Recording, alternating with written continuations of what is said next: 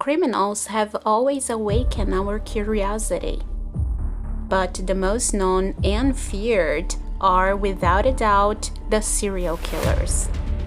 Whether you're watching them in a movie or on the news, every time a series of murders is committed by the same person, the whole community is affected.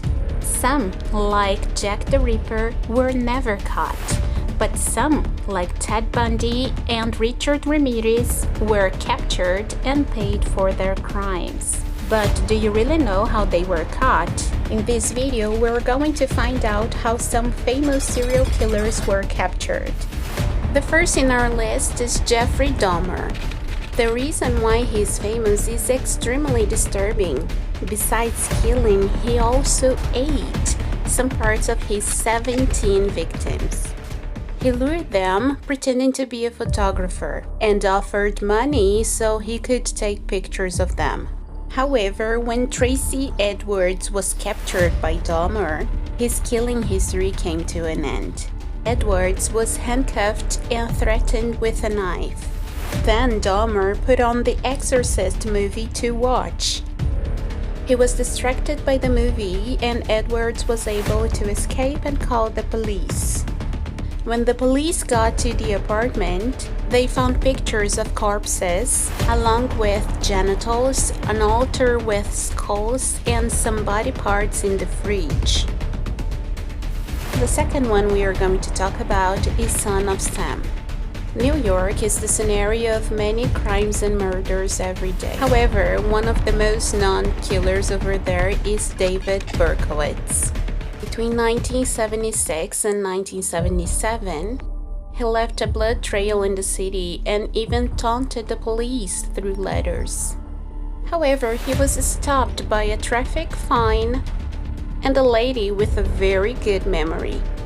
One night, Cecilia Davis was walking her dog when she noticed a very strange man who was hiding something under his shirt. Some minutes later, other two victims were shot. One of them didn't survive. When Davis heard about the attacks, she remembered the strange man she saw and called the police. She also remembered an officer was writing down a ticket to a car that was irregularly parked. The police then easily found out that the car belonged to David Berkowitz, who after being questioned confessed.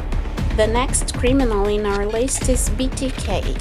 That stands for Bind, Torture, and Kill. He was responsible for 10 deaths along 17 years.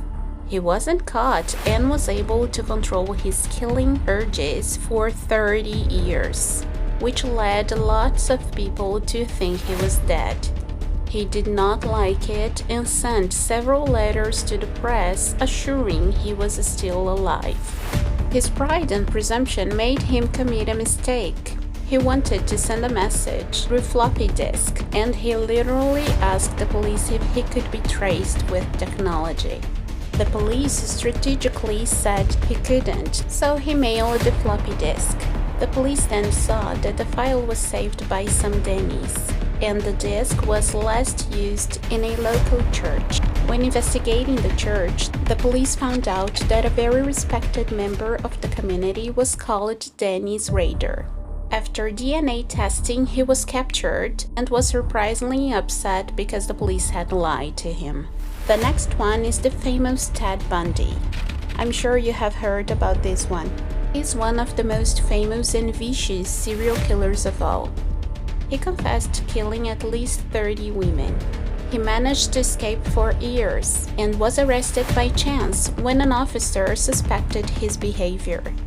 Until then, he didn't show any red flags among his friends and family, and he was considered a decent, intelligent, and very handsome guy. However, he was freed and returned to murdering people. He was once again caught but ran away and made 3 more victims. After 3 successful escapes, once again the intuition of a police officer was decisive in his arrest. The officer, David Lee, stopped Bundy, who was driving a stolen car, without even knowing he was wanted by the police. He tried to escape again but was finally arrested and sentenced to death. The last killer in our list is the Golden State Killer. Do you know what the Zodiac and Jack the Ripper have in common? They were both never caught, and their identities are still a mystery. The Golden State Killer almost made to the list of mysterious and never caught killers, if it wasn't for the technology of DNA.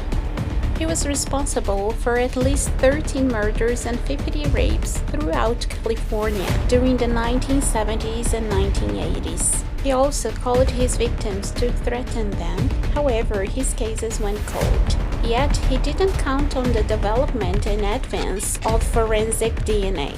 Years after the crimes, the samples collected were tested in a website called GEDmatch, which generates family lineage based on DNA samples. The website found a partial match from one of the killer's relatives that was in the system. After investigating, the police got to Joseph James D'Angelo, a 72-year-old former police officer who had a perfect DNA match to the samples. Serial killers are vicious and barbaric murderers. Some were so cruel that words cannot describe them. Even though they think they are superior, they are nothing more than a simple human being. And just like any other person, they must pay for their crimes. If you liked the video, don't forget to subscribe.